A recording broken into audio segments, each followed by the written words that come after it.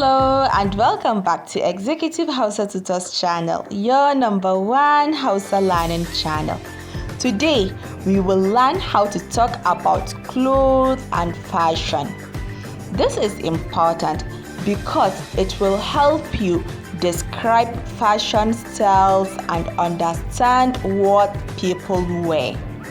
By the end of the video, you will be able to name different types of clothes, and you will also learn how to ask about price and style, and you will learn how to express fashion preferences. And at the end of the lesson, we will form a long sentences about clothing.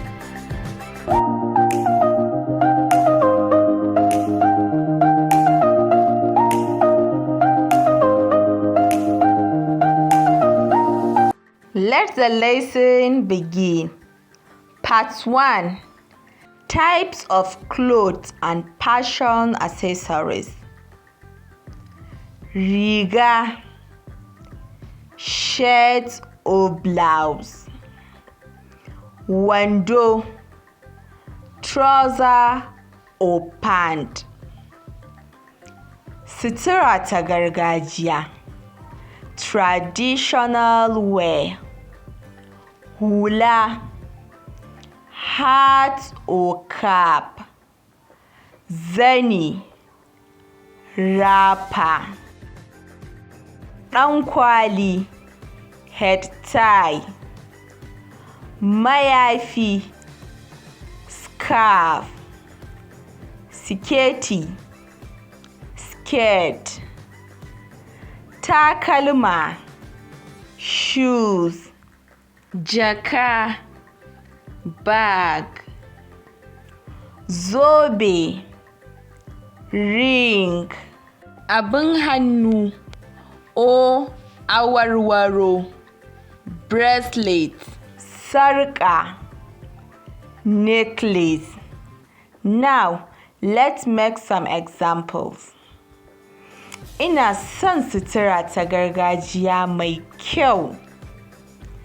I like beautiful traditional clothes. Na sayi riga da wando domin aiki. I bought a shirt and trouser for work. Next, part 2. How to ask for price of a cloth. Nawa ne farashin wannan rigar? How much is this shirt? Wannan wandon ya dace da ni kuwa? Does this trouser fit me? Ina zan samu tufafi na gargajiya? Where can I get traditional clothes?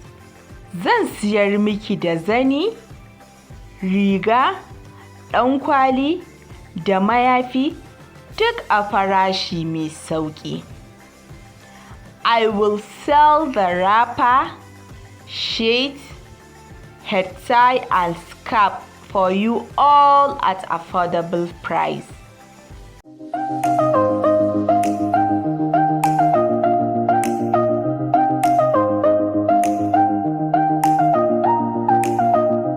Next, part 3.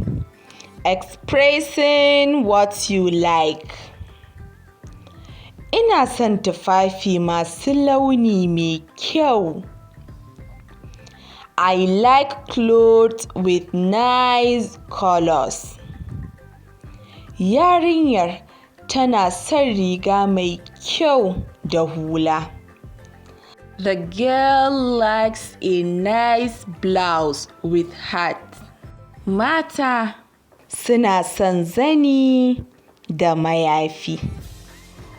Women like wrapper and scarf. Wannan yarinyar ba ta son saka skirt, amma tana son saka wando.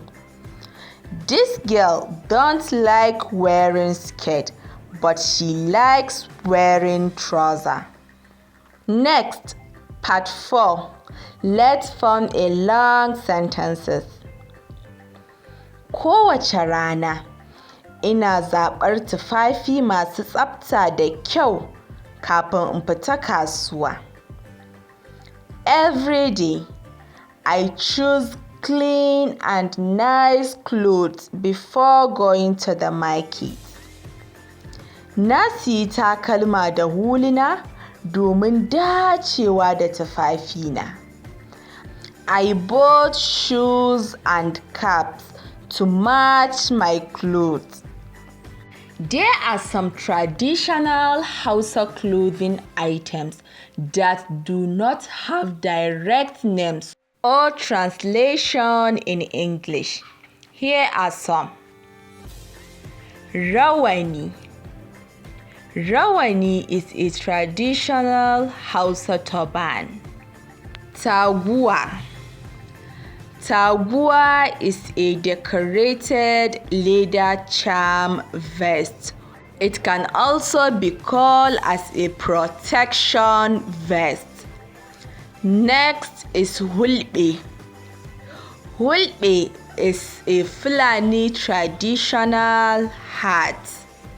We also have ɗaurin dambe. Ɗaurin dambe is a traditional boxing waist belt. We also have kunduma. Kunduma is a traditional pair padding for head tie. We have takalmin kafara. Takalmin kafara is a traditional Hausa leather shoe. We also have bante. Bante is a traditional hunter leather bag. These are some of the traditional Hausa clothes that do not have direct names or translation in English. Now, let's practice saying out the important words from the lesson in Hausa while you will be writing their English names to see if you understand the word clearly. Riga, wando, kayan gargajiya, hula, takalmi, zobe, sarƙa, awarwaro,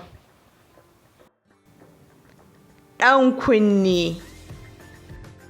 Now, let's say out the English names to see how many you get right. Shirt or blouse. Trouser or pant.